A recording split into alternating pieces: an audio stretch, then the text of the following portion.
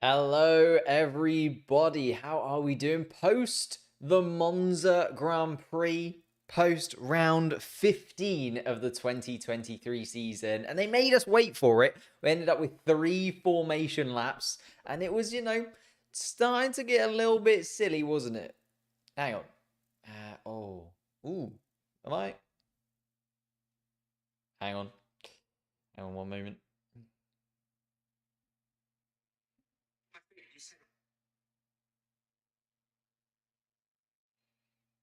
Oh no, we're all good. We're all good. Sorry, I thought for some reason I'd got the settings wrong on the stream. But we're all good. Yeah, the 3 formation laps is where I was at. Only 51 laps of racing in the end instead of the 53 that we were expecting. And the Tifosi were out in full force ready for this one as well. I'm going to give it a 5 out of 5. I know a lot of people have been giving it a 4 just because there wasn't that much of a challenge for Max Verstappen to get into the lead of this race. And there wasn't that much of a challenge once he was in the lead actually to get to that 10th victory in a row. But I think we have to hand it to Monza. There was lots of battles up and down the grid, lots of different things going on.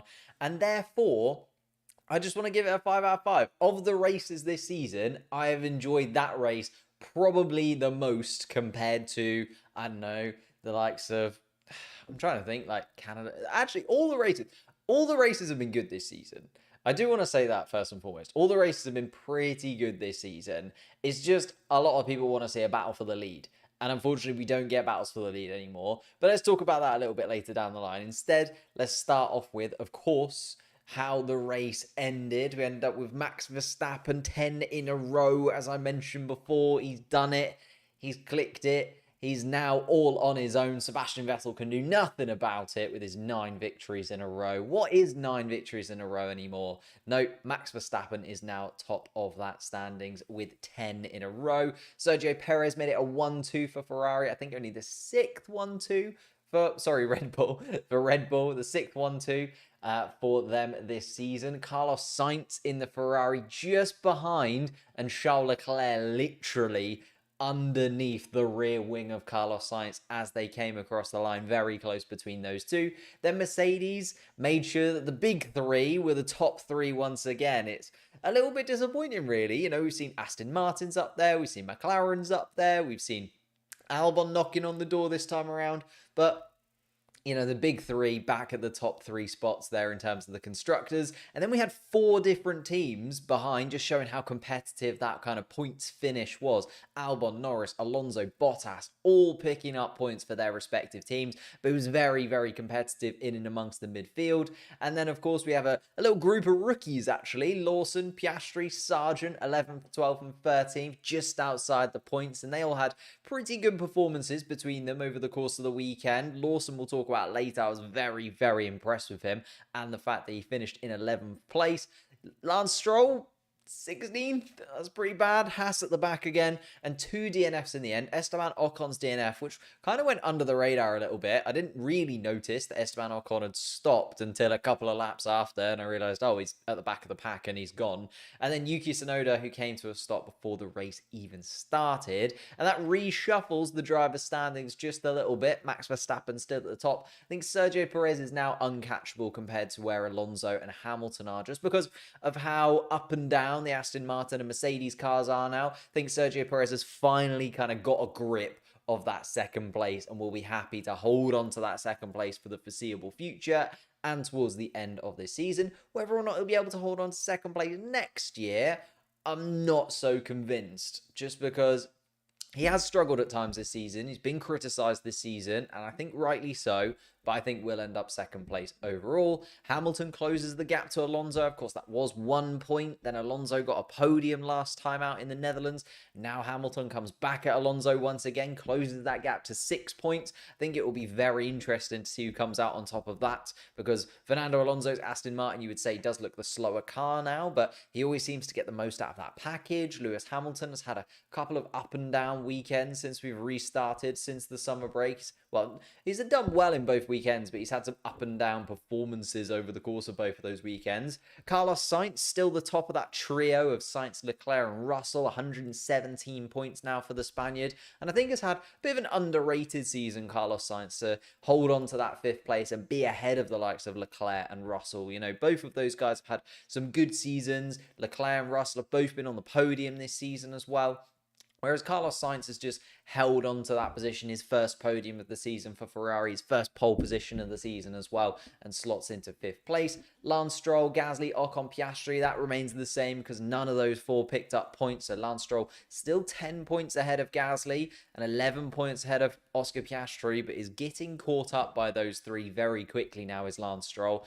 Albon is in a nice little league of his own with 21 points in 13th place. And Lawson, with an 11th place finish, displaces Nick de Vries and jumps up to 20th in the standings. That is right, Nick de Vries has been dropped off of the standings. My standings only go from 1 to 20. I know there's 22 drivers that have taken part, but Nick de Vries now drops to 21st in a 20-driver championship, with Liam Lawson coming in for just a couple of races and already displacing both Daniel Ricciardo and Nick de Vries. Technically, he's gone ahead of both of them, which means that AlphaTauri stay at the bottom of the constructor standings. Unfortunately, no points for them. Alfa Romeo move up 1 point and get to within 1 point of Haas now. Williams are now 10 points clear of Haas after being on the same points as them coming out of the summer break. They jump way ahead of Haas now and are completely untouchable, I think, Williams, in terms of that 7th place finish. They're nowhere near getting to Alpine's level,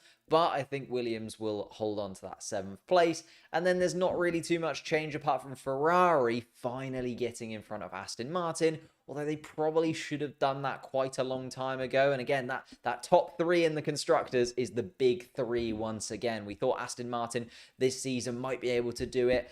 McLaren have just left it a little bit too late for me. I know they started to get competitive in Austria, but it's just a little bit too late for McLaren. Aston Martin still have a chance to get back in front of Ferrari, but the big 3 back top 3. Again, Ferrari 228 points, 11 points clear of Aston Martin, although there is one big reason why Aston Martin are struggling so much that we will get to. My winners and losers from this race has to be Verstappen as a winner. 10 in a row. He's absolutely sensational once again. Had to be a little bit patient, did Max Verstappen, compared to some of the usual races that we see where he just drives off into the distance. He did have to wait until at least lap 15 before he jumped in front of Carlos Sainz's Ferrari and then disappeared off into the distance. I think we have to say Ferrari had a really, really solid performance. Obviously, it was their home Grand Prix. Lots of pressure on them to perform.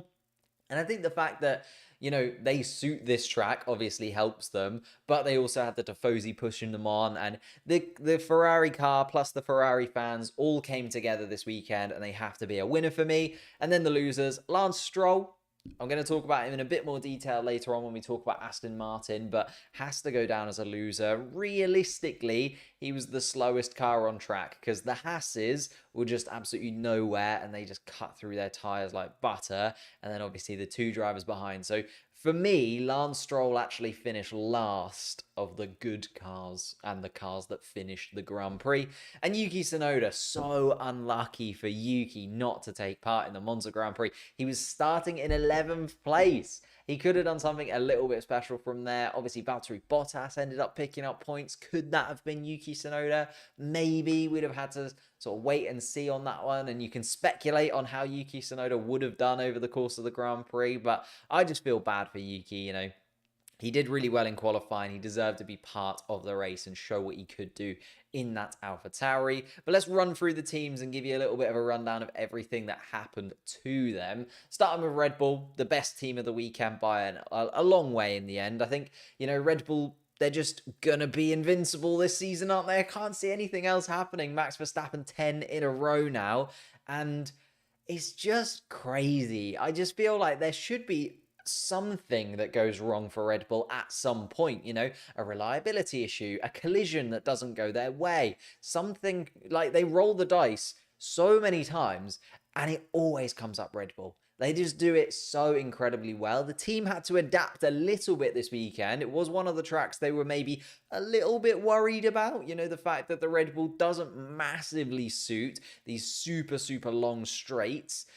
compared to like Williams or Ferrari in the same kind of vein. We know that Red Bull have always been more of a downforce track team. Like they've always preferred the twistier tracks throughout the seasons. Obviously this year they're just absolutely smashing every single track that they're on, but the team did adapt a little bit this weekend. I thought it was interesting that they made the car less quali heavy and more race heavy. It was similar to what they did last year. You know, the fact that Charles Leclerc picked up so many pole positions in 2022 was because Red Bull made sure that their car was always suited to the race. And, you know, even if they necessarily weren't set up for qualifying in the best way and they qualified third, fourth, fifth, they kind of just took that on the chin and then went out into the race. And when it really counted, they made up the points, made up the positions, and made sure that they were on the top step of the podium. Max Verstappen this year has been able to kind of do both. He's set up for qualifying trim and race trim just because that Red Bull has been so much better than everything else out there in the hands of Max Verstappen. But this weekend, you know, they made that little tweak. They did make sure that it was still good in qualifying. Don't get me wrong, he started in second place, but it wasn't the easy pole position to win that we normally see from Max Verstappen this year. Instead, starting in second, had to be a little bit patient, as I said. Max Verstappen not very often patient, so it was interesting to see him kind of pushing for Carlos Sainz, and then Christian Horner just, you know, on the radio telling him to calm down a little bit, making sure he knew, you know, Carlos Sainz was eventually going to run out of those rear end tires. Just kept the pressure on, but wasn't necessarily going for the overtake every single lap. I thought that was quite interesting and quite a development from Max Verstappen. Usually you just see him go for it every single lap. Doesn't matter how much energy he's got. Doesn't matter if he's in DRS or not. He'll go for it. He'll go for a lunge. But I feel like this year, because he knows he's so much better off and he knows that he does have that tire advantage over every single other car on the grid, as long as he can make his way through the positions eventually, he kind of just hangs it out. And that was the thing, right? He forced Carlos Sainz into a mistake. The Ferrari locks up into turn 1 on lap 15. And then Max Verstappen, as soon as that mistake happened, you knew he was going to pounce. Like, it was like Carlos Sainz, he must have known as well as in the Ferrari, he saw the Red Bull come up alongside him down towards turn 4, and he was like, it's just over, isn't it? There's no way I'm outbraking Max Verstappen in that Red Bull down towards turn 4. He tried his best, did Carlos Sainz. It was always going to be Max Verstappen who came out of that corner ahead, and as soon as he was ahead, once again, as soon as he's in clear air, shot into the distance, was like 5 seconds ahead of Carlos Sainz before you even knew it, and just another incredibly dominant performance from Max Verstappen. And Sergio Perez fought really well through like the Ferraris. He qualified okay. And I think that's the thing for Sergio Perez. He doesn't have to be right there with Max Verstappen. Like if Max Verstappen is on pole, Sergio Perez doesn't have to be second in qualifying because he will be able to make those positions up. I think it's just over the last few races and certainly before the summer break, we kept seeing Sergio Perez qualify 13th, 14th, 15th. And as much as he was able to make up positions and get back up to 4th, 5th, 6th, he should be on the podium every single time around. And he can be on the podium every single time around as long as he qualifies in like the top 6, 7. Like I'm not expecting miracles from Sergio Perez. I'm not expecting pole positions every single weekend. But as long as he qualifies in that top 7, 8, he should probably find himself on the podium. And then, as I said earlier, yeah, the 6th 1-2 for Red Bull this season, which doesn't sound like a lot considering, you know, we've seen the Red Bull be dominant throughout the season, win every single Grand Prix. Only the 6th 1-2 they've had in 14 races, but they have won every single one of those races. So does it matter too much? They're absolutely dominating the constructor standings. Just thought it was an interesting statistic. Then we have to talk about Ferrari. Huge result for the Ferrari team and massive positivity for them on a weekend as well, where before the weekend they started talking about the 2024 car and how the 2024 car is going to be developed. And I've got a little video coming up on that actually. But pole for Carlos Sainz in front of the Tifosi. Charles Leclerc just behind in 3rd place. Great defending throughout the race from Carlos Sainz, it has to be said. I think Carlos Sainz is very underrated for me. I think he doesn't deserve some of the criticism that he does get because he's not as quick as Charles Leclerc, but I don't think many drivers on the grid would be as quick as Charles Leclerc in the same machinery, especially on one lap in terms of qualifying. Charles Leclerc is just phenomenal. And he could have thrown it all away, right? He could have fought Max Verstappen way too much, burned his tyres completely, but I think he did just enough. He kept Max Verstappen behind for as long as he possibly could. It was the tiniest of mistakes, and then as soon as that tiny mistakes happen, unfortunately, Max Verstappen is just in the form where he is going to take advantage of that. Obviously, Charles Leclerc also could have thrown everything away right at the end of the race. Thought it was very interesting, the fact that, well, I imagine Ferrari were worried and were trying to convince Charles Leclerc not to go for that overtake. I mean, they told him on the penultimate lap, like, just stay there, keep everything safe. But in front of the Tifosi, when you're in a Ferrari, I think you just get that rush of adrenaline. And I think nothing could have convinced Charles Leclerc not to go for a move. And we saw it time and time again, actually, where Charles Leclerc was right next to Carlos Sainz, went super deep in turn one a couple of laps before, and then right on the final lap, locked up. And I genuinely thought this is going to be it. Charles Leclerc's going to wipe out both Ferraris in front of the Tifosi and is going to go from like 2019 hometown hero, the Ferrari Messiah, to taking out Carlos Sainz, wiping out a podium position for the Ferrari team in their home Grand Prix, taking away a third and fourth place finish, the points that they are desperately in need of this season. I thought, oh my goodness me, this could be really bad for Charles Leclerc. But he did eventually, wing his way around the other Ferrari, even with the lockup. And it was good. It was still a very peaky performance from Ferrari, I would say, considering they were, sixth fastest in the Netherlands to second fastest this weekend. In Singapore, I'm not expecting them to be anywhere close to the Red Bull of Max Verstappen or Sergio Perez.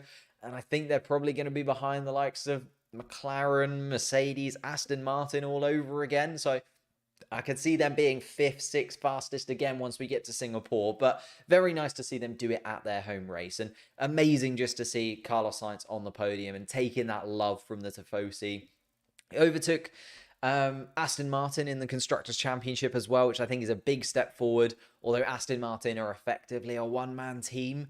Like Lance Stroll, 4 points in the last 5 races.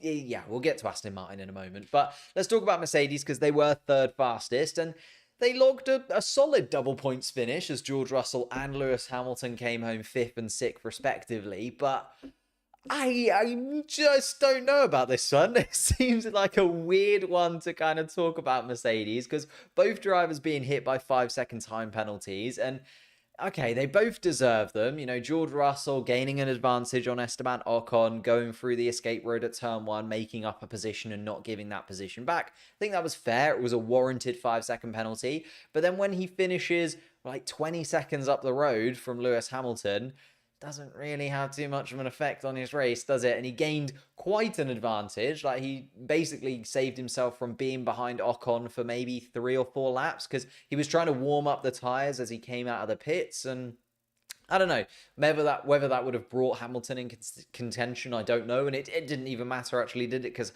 Hamilton obviously cutting across Oscar Piastri, as we can see in this image here.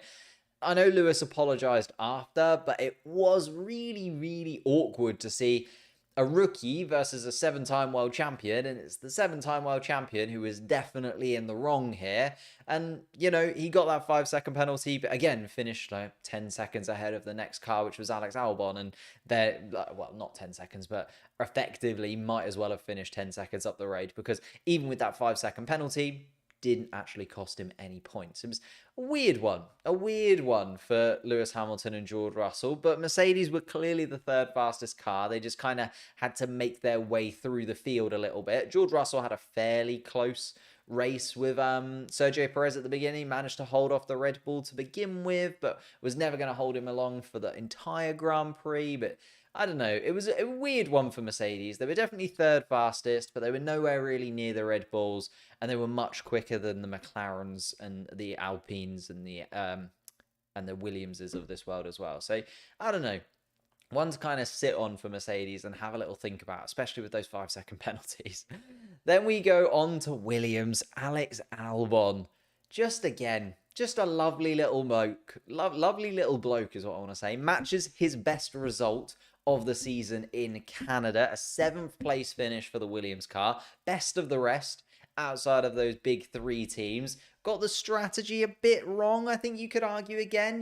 That was where Williams fell down in the Netherlands, where Alex Albon again qualified really high, qualified in 4th place for the Netherlands Grand Prix, but got the strategy a bit wrong there. I would argue they got the strategy wrong again this time around in Monza as well. Like, they just went really early onto the hard compound tyre and then were under a lot of pressure. And Alex Albon, it was all about the defensive maneuvers once again, very similar to his result in Canada, which obviously matches this one. So quite a lot of parallels between his finish 7th in Canada and his finish 7th here in Monza.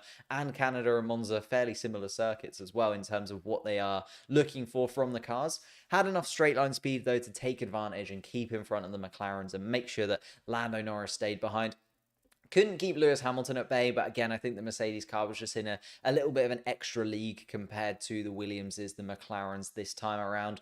And then they knew this weekend was a big opportunity. They had to look at it, and the fact that they took the opportunity. They're now moving well out of sight of the bottom 3 teams. You look at Haas, Alfa Romeo, and AlphaTauri, nowhere close to Alex Albon this weekend, and nowhere close to Alex Albon in the standings anymore either. Alex Albon's going to start to get quite a lot of attention from quite a lot of teams, I feel. If you're looking at him moving into the future, I know that Carlos Sainz has been linked to that Audi setup and Sauber, but could you do much better than Alex Albon right now? Like, he just looks absolutely sensational. And then to touch on Logan Sargent, who didn't look so sensational, it was another disappointing weekend. I think disappointing is a good word to use for Logan Sargent this time around. Mistaking Q2 meant that he didn't get through into Q3, and I think the Williams car had the pace to get into Q3 there. There were a few Q3 occupants, like Fernando Alonso, I think could have probably dropped out in Q2 had Logan Sargent got that together, because he didn't look anywhere near his usual qualifying pace, did Fernando. And then coming together with Bottas in the race, picking up a 5-second penalty as well for causing a collision. I don't know, it was just another one where, as I said with Alex Albon, there was big expectation on him to deliver this weekend, and he did. There was less expectation for Logan Sargent to deliver this weekend, but we have to remember that Nick De Vries managed points here last year. He is under pressure now, Logan Sargent. I think there's less and less excuses that you can make for him. I know he's a rookie, but Liam Lawson's also a rookie in a slower car in an AlphaTauri, and Liam Lawson finished ahead of him. So you're now starting to look at Logan Sargent and think about the possible replacements for Williams if he can't get it together in the second half, or in the last 8 races that we've got this season now. It's not even the second half anymore. He's running out of time fairly quickly. Let's look at McLaren very swiftly. I don't think there's too much to say. It was better than what I was expecting. I was expecting a dogged weekend for McLaren, if I'm honest with you.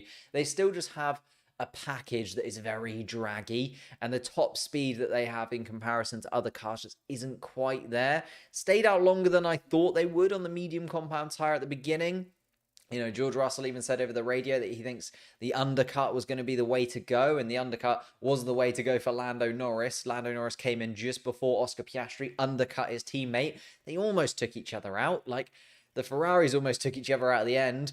McLaren also nearly did it. Like, there was a lot of teams coming together, and I think they do need to have a chat with the McLaren boys, because a lot of the time we see Lando Norris and Oscar Piastri on the same piece of tarmac. Like, they are fairly similar leveled right now when it comes to race pace, it seems, or at least the McLaren car has kind of found its section. Every single race, the McLaren car, wherever it is, both McLaren drivers are getting quite a lot out of it. And I think that first and foremost should be said for Oscar Piastri's sake. That is incredibly impressive that he is getting an almost similar amount of performance to Lando Norris, who is in that McLaren car too.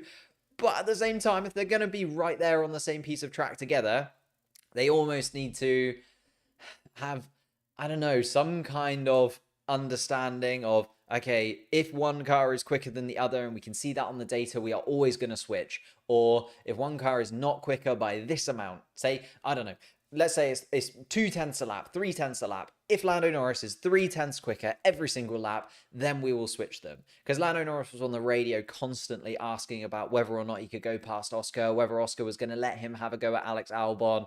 And it's just awkward to see a lot of the time, and I don't think there's quite that connection between Lando and Oscar yet. I think they both want to be that number one. I think Oscar, even though he's a rookie, wants to come in, show that he can displace Lando Norris in the long term. Lando Norris wants to show that he's still one of the best drivers on the Formula One grid. I think Lando Norris has probably been on the top 5, if not top 3 for the last few seasons now. So Norris and Oscar, it's an interesting battle. But Norris couldn't get the better of Alex Albon in the end anyway. And Oscar, obviously not his fault, as we touched upon with the Lewis Hamilton incident, came across him, wiped him out, knocked his front wing off, ended up having to come in and pit once again. And then after that, he also had an incident with Liam Lawson at the end, which dropped him down another position. But I think by that point, he'd kind of given up because he knew he wasn't going to get back into the points and was just frustrated at the fact that he'd driven really well, had held onto the back of Albon and Norris and kind of kept himself in that battle, only to then be taken out of the race by Lewis Hamilton, who then also finished in 6th place. And that's probably quite a bitter pill to swallow, where you see, the other car that you collided with, you drop out of the points completely and they go on to finish where they would have anyway. It's quite annoying. Then we move on to Aston Martin. I've said Lance Stroll so many times. Let's talk about Fernando Alonso first and foremost, because it was another weekend where he got the most out of the car, where the car wasn't very good. And I don't think he could have done too much, to be honest with you, the Aston Martin. It just felt like, again, yeah, as I said with Alonso, even when the car isn't suited to the track, even when the car doesn't look very competitive, he always gets the most out of it. He tries his best and he gets absolutely everything that he can out of a very poor package. And I just think when you contrast that to Lance Stroll, who finished in 16th, was at the back of the grid, the 2 Haas's behind and the 2 DNFs. And I think because of the pace that the Haas's had, you can really discount them.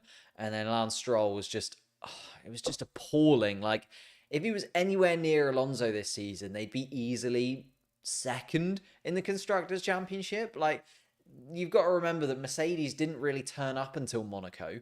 Mercedes were very, very far off the pace of the Aston Martin car until 6-7 races into the season. And we've seen McLaren make up a lot of positions in recent times, and we've seen Oscar Piastri now within 11 points of Lance Stroll, when you could argue that Oscar Piastri has only really been competitive for about 4 or 5 Grand Prix, where Lance Stroll and the Aston Martin have always been, in the top 5. You see Aston Martin again this weekend, they're probably the 6th fastest package.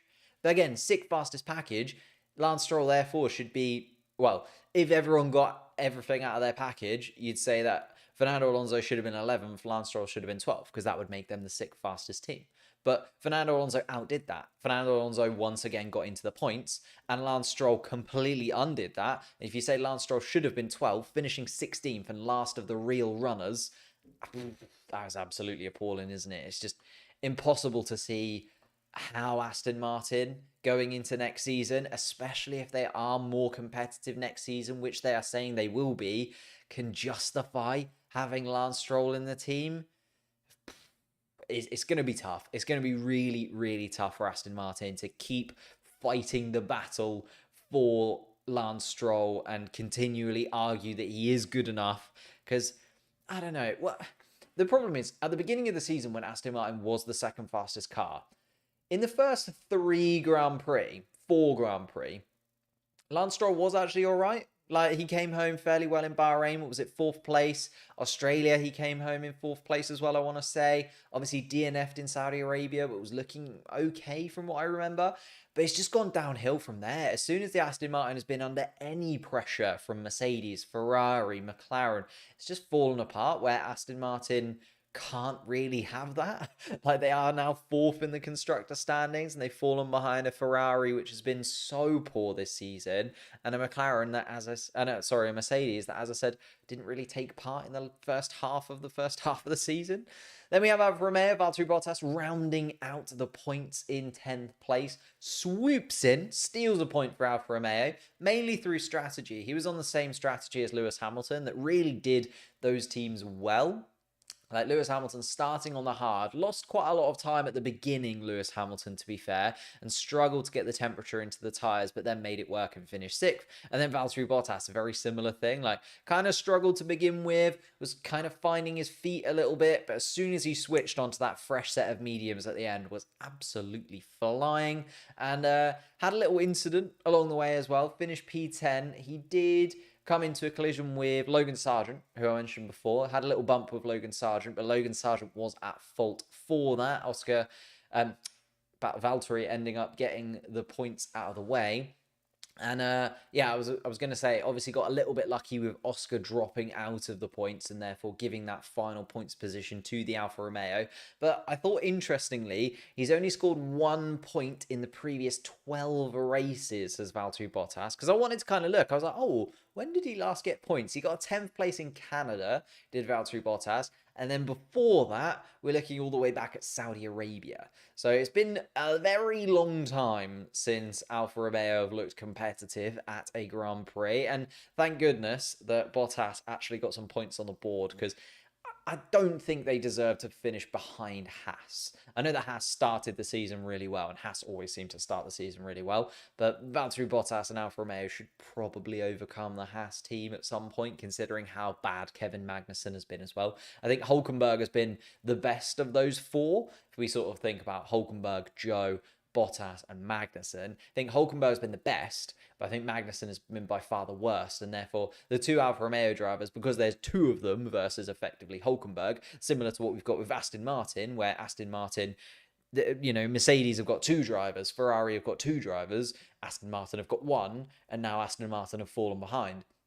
I think there might be a similar thing with Alfa Romeo here, where Zhou Guanyu probably picks up another point that later on this season. Valtteri Bottas maybe finishes in the points one more time in this season, and they just get in front of Haas by a couple of points by the end of the year because of the fact that both of their drivers are picking up points, whereas Nico Hülkenberg has 9 of Haas's points. But we'll get to Haas in a moment, because there's still AlphaTauri to talk about. Liam Lawson I want to talk about first. An excellent drive from Liam Lawson. I know that we've said time and time again, he's under no real pressure because he's got to come in 2 races, see what he can do, just keep it clean.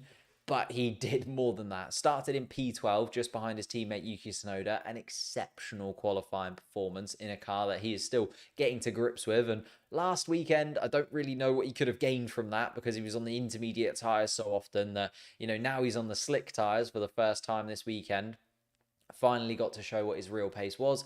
Lost a position or two at the start. I think that was maybe just being cautious, though. I think the fact that he knew he wanted to keep it clean, wanted to make sure that AlphaTauri car got to the end of the Grand Prix. I think, losing a couple of positions at the start is fair enough. And then went for the 2-stop strategy, which on another day, if the team's in front of him, we talked about the fact that the McLarens came together. We talked about the fact that Hamilton hit Piastri and took off his front wing. We had the Ferraris almost come together as well. I think Carlos Sainz almost tapped Max Verstappen as well. Like, on another day, one of those collisions goes wrong for one of those teams, and you sort of end up seeing Liam Lawson in the points rather than 11th place finish. So I think he was quite unlucky there that he didn't nab a point right towards the end.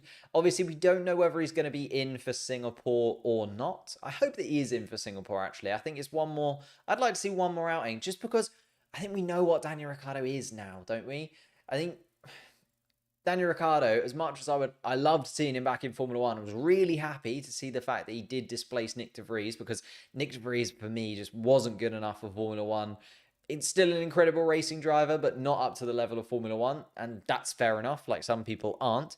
Daniel Ricciardo, I think, is just a known quantity at this point. I think Daniel Ricciardo will stay in the AlphaTauri seat next year anyway, but I'd like to see Liam Lawson maybe just a couple more Grand Prix, and then maybe he makes a little bit of a name for himself. I think just a points finish, we saw what Nick de Vries was able to do with a points finish last year. Suddenly became one of the most wanted members on the grid all of a sudden. Like, Nick de Vries was linked with Alpine, with AlphaTauri, with Williams. Like, he was linked with a good few seats, Nick de Vries, after just 1 point scoring finish in Monza.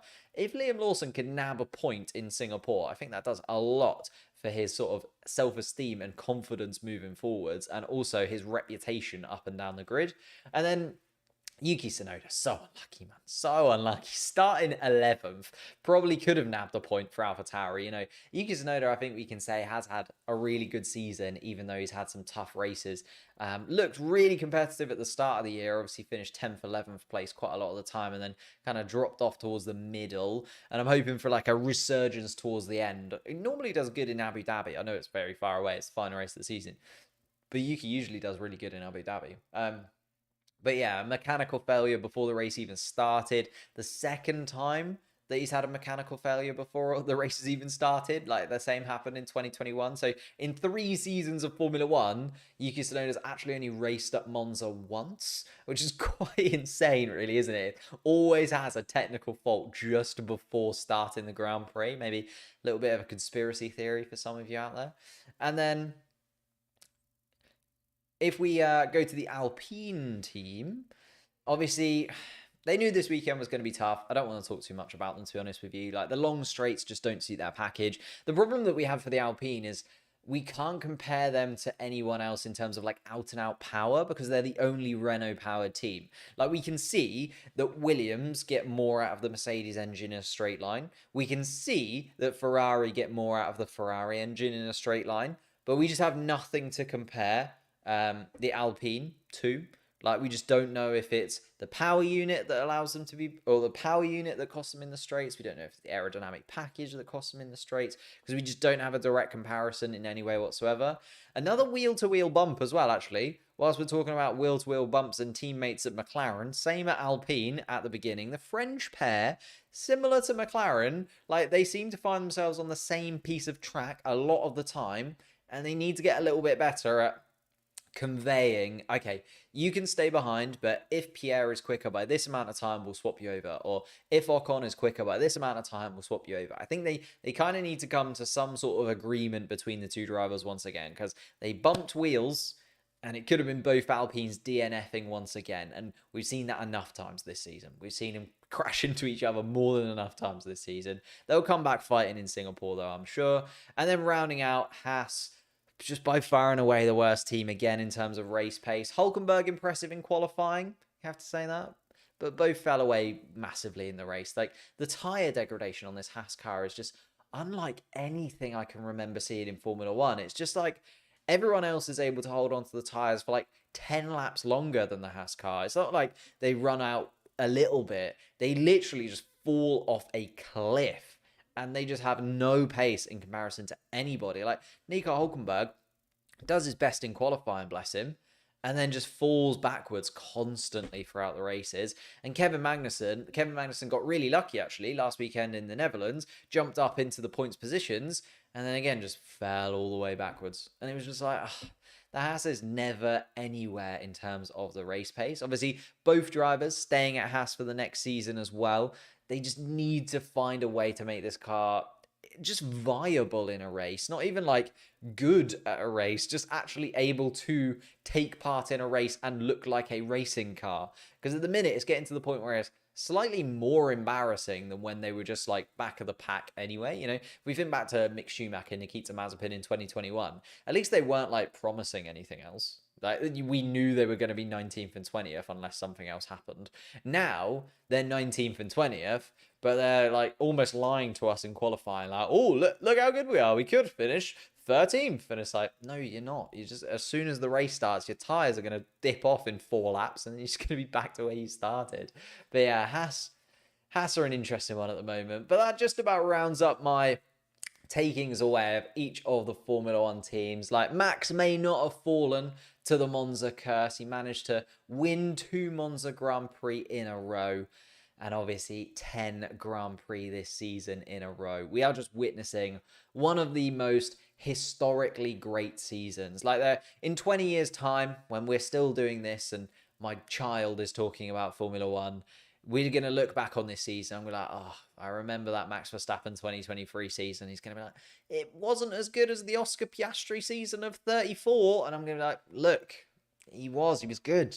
The way that like some people now talk about, I don't know, Mansell and Schumacher, and I'm just like, yeah, probably pretty good. Or like Senna. Like, the same, I just haven't watched like anything that pre 2002 when I was 5 years old.